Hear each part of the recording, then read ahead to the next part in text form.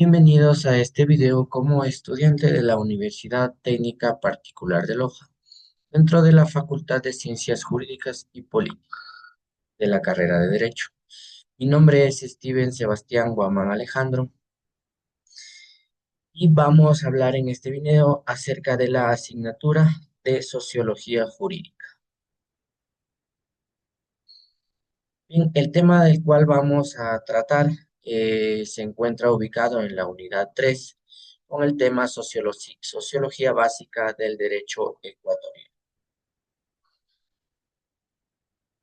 El artículo que he seleccionado para hablarles en esta ocasión se trata sobre las leyes de manumisión de los esclavos y manos muertas. En 1852, Ecuador marcó un antes y un después en su historia jurídica, con una ley que hizo justicia a miles de seres humanos. No fue solo un cambio legal, fue un verdadero hito de inclusión. Por primera vez, el Estado reconocía como personas con derechos plenos a quienes aún vivían bajo el yugo de la esclavitud. Aunque la discusión sobre la abolición venía desde el siglo XVIII, el único argumento para sostenerla era económico. Por eso, para el pensamiento liberal, eliminar la esclavitud era un imperativo moral y político. José María Urbina, presidente y líder liberal, diseñó un sistema ingenioso y pacífico para lograr la manumisión. Urbina creó juntas protectoras de la libertad, encargadas de gestionar la compra legal de los esclavos, utilizando fondos obtenidos de impuestos como el de la pólvora.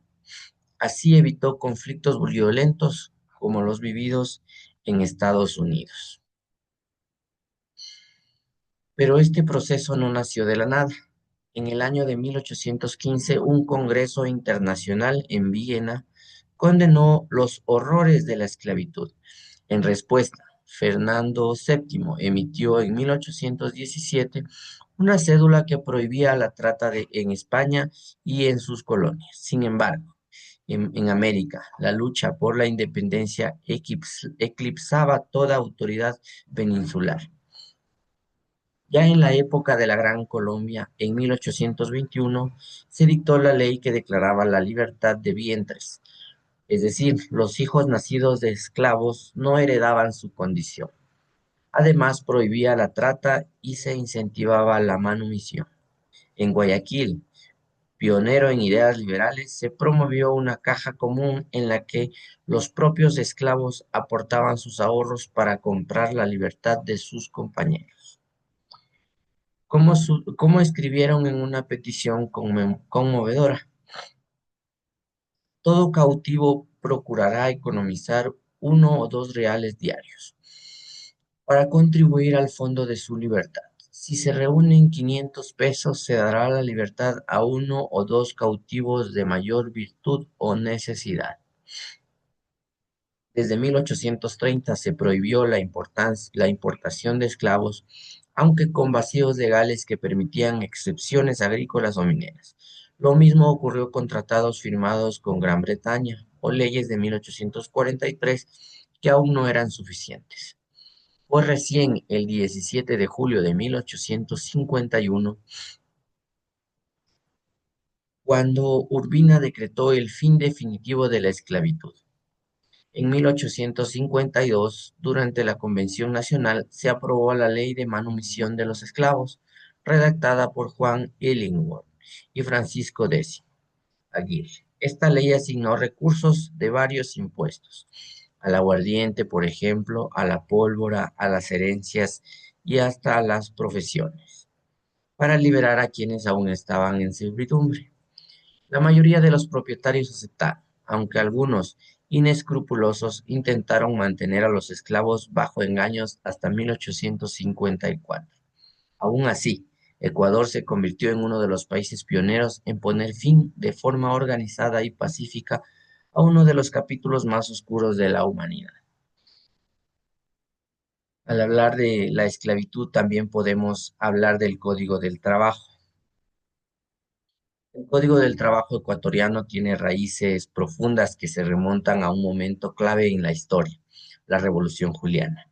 Fue entonces cuando surgieron las primeras leyes laborales que hablaron de derechos como la jornada laboral máxima, el descanso semanal, la protección a las mujeres y menores, y la prevención de accidentes. Esta revolución marcó el inicio de una lucha por el bienestar del trabajador. En el año de 1929, la Asamblea Constituyente proclamó por primera vez los derechos sociales y laborales. Fue en 1937 cuando todo tomó forma. El ministro de Prevención Social, Virgilio Guerrero Espinosa, respaldó firmemente la creación del primer Código de Trabajo.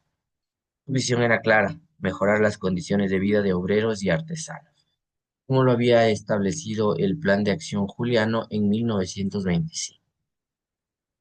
Para cumplir esta misión, Guerrero confió la tarea al abogado Miguel Ángel Zambrano, quien trabajó con total entrega junto a Néstor Mogollón en agosto de 1937.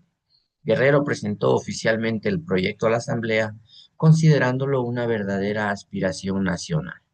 El entonces presidente Federico Páez se enorgullecía de los avances sociales: el salario mínimo, la jornada de 44 horas, el Instituto de Prevención Social y, por supuesto, el Código de Trabajo. Sin embargo, su gobierno estaba por terminar. En el año de 1937, en octubre para ser exactos, Páez fue depuesto por su propio ministro de Defensa, el general Alberto Enríquez Gallo. Fue este quien en 1938 firmó el histórico Decreto 210 que dio vida legal al Código del Trabajo. Paradójicamente, el documento se publicó sin mencionar a sus verdaderos autores. Aún así, este primer código marcó un antes y un después en las relaciones laborales del país.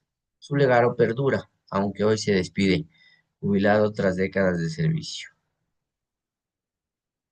En la actualidad, una nueva propuesta ha sido entregada por el ministro Carlos Marx Carrasco. Entre sus novedades, contempla el pago de utilidades en acciones para quienes así lo deseen y un mejor manejo de las relaciones laborales. A diferencia del pasado, hoy se reconoce el esfuerzo de quienes vinieron antes. Así, el Código del Trabajo continúa su camino transformándose, pero sin olvidar su origen.